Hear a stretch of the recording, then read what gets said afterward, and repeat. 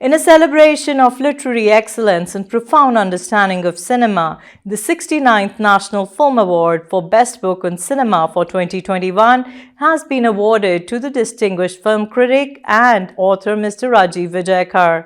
His latest book, Music by Lakshmikant Pyarelal, has been recognized as an outstanding contribution to the world of cinema and music. Watch the excerpt from an interview with Mr. Rajiv Vijayakar, where he shares insights into his journey, recent accolades, and the fascinating world of cinema and music. Stay tuned for the complete interview with Rajiv Vijayakar coming soon on ITV Gold. You started your career as a dental practitioner, but you switched gears and became a film journalist, writing on cinema. How and why did that happen? And how upset did your parents get with your decision? See, it was not a decision where, because I was doing both conveniently for not one or two, but 15 long years. And, Ah. there were some issues with the place where I was doing my practice. And the man made things, I was not the owner of that place. And the man Okay. made things a little bit difficult for me, and life became stressful because when you're juggling two professions full time, that is 6 hours of practice and full time journalism, then it Hmm. becomes a little stressful.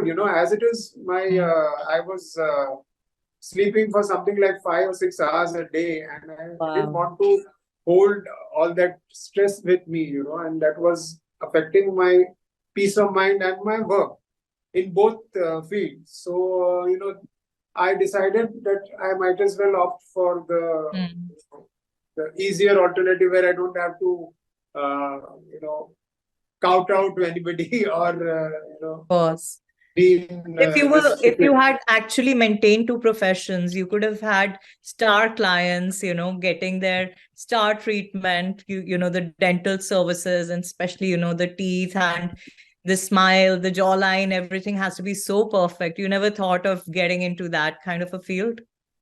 Well, there were a few people who came to me. I don't want to mention them. And Oh, okay. they became my patients, but there were quite few because I was in a place which was not, what is called filmy. I see. The go-to place for filmy denizens. The Okay. normal kind of people who are behind the scenes or into music, they did come to me. Okay. But that was not my interest. My interest was the normal, professional relationship we have with our patients. And Hmm. that was, the whole thing was suffering. So I just decided to opt Okay. for the simpler alternative, even though it was obviously less lucrative, far less lucrative. Okay. So you've been part of jury panels for National Film Awards. What are the key attributes you look for in a film or a piece of music when evaluating it for an award? Are there any particular instances where you faced a challenging decision? Not really, because see, firstly, we are part of a jury. We all have our individual opinions. We write them, we jot down the points, we discuss, we argue, and whatever finally comes out is, supposed to be as good as unanimous. But there was nothing challenging as such, we Hmm. had this principle that it's the first time I was on the jury, I was on the panel of Marathi, Konkani, and Gujarati films. Wow. See, there are 5 panels in the National Awards jury, that is Western, Mm-hmm. Eastern, Northern, and 2 Southern, because Southern industry is very vast.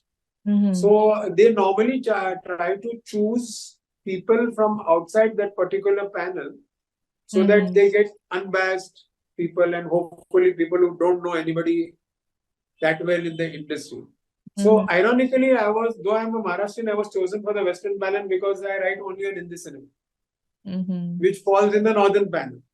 I see. So in our panel, there was this clear-cut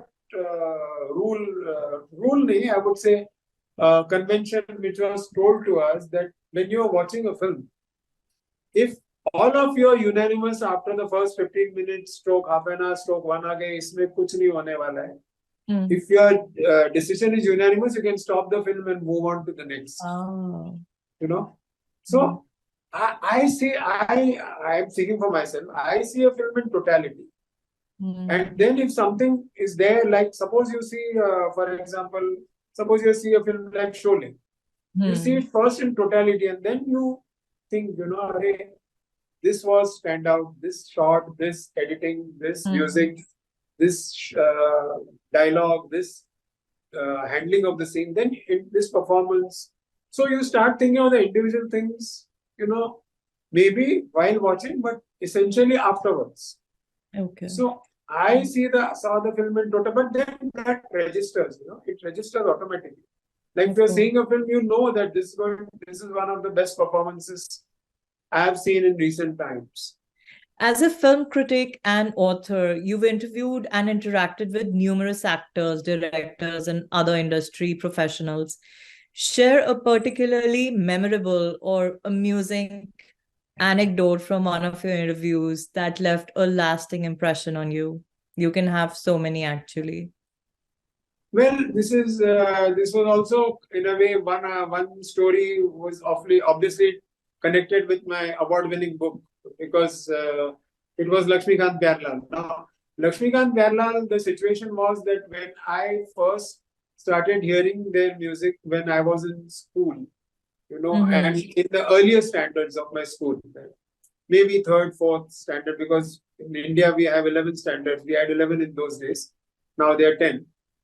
So I always thought I always considered them my favorites because I loved their music. I found it special, and that was the era when there were only giants in the field of music. There were Shankar Jaikishan at the top, O.P. Nayyar, S.D. Burman, and so many others. And Kalanji Anandji and R.D. Burman were coming up. So in that, I found that Lakshmikant Pyarlal's music was something special because they were not only doing brilliant music, but they were doing much more films than the others. And they were coming up in those days, they were not number one yet. So when I became a journalist and I decided that one day I'm going to interview Lakshmikant Pyarlal.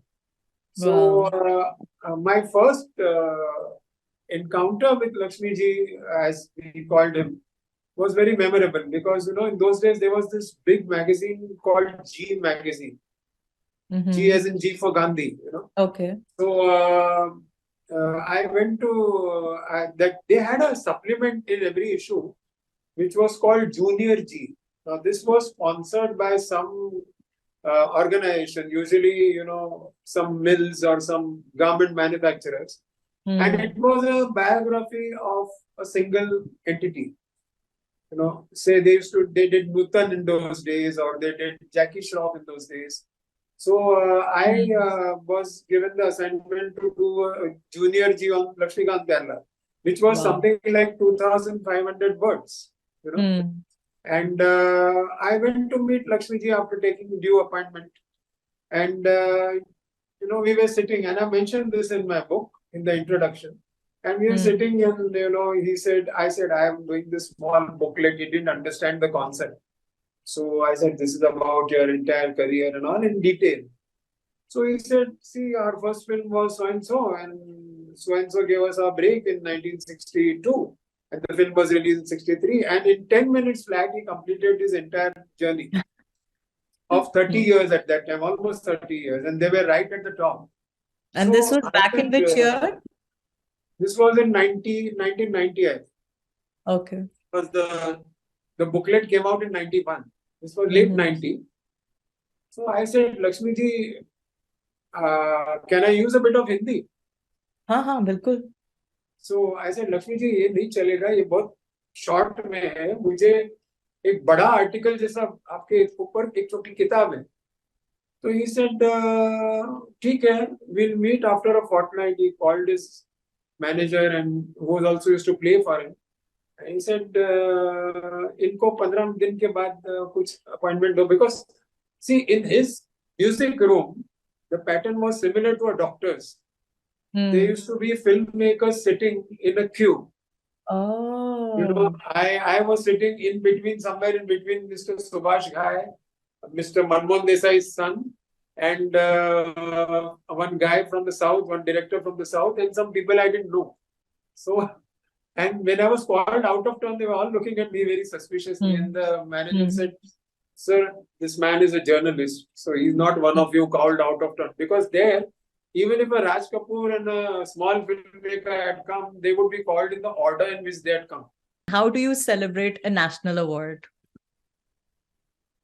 Other people are celebrating it for me by calling me and messaging me all the time, and some of things saying congratulations again. There's no particular thing, I went for the awards, and my wife and I, because my wife was with me, we went all the way to Delhi. We thought that we should not just take the award and come back. If you're going all the way there, we should go to some hill resort and stay there for a few days. So that's what I did. So that's why I came back almost after a week.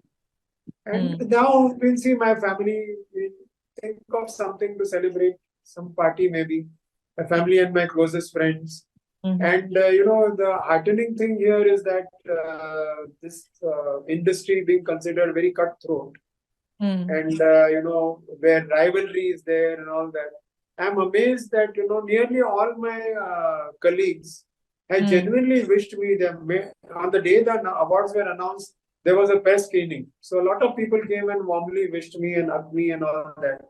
And the particular thing, I don't know who are the previous award winners in the book category, because there are books in all languages which are entered. I am not saying every year they must be English books. And this year, I believe also there was a lot of regional books as well.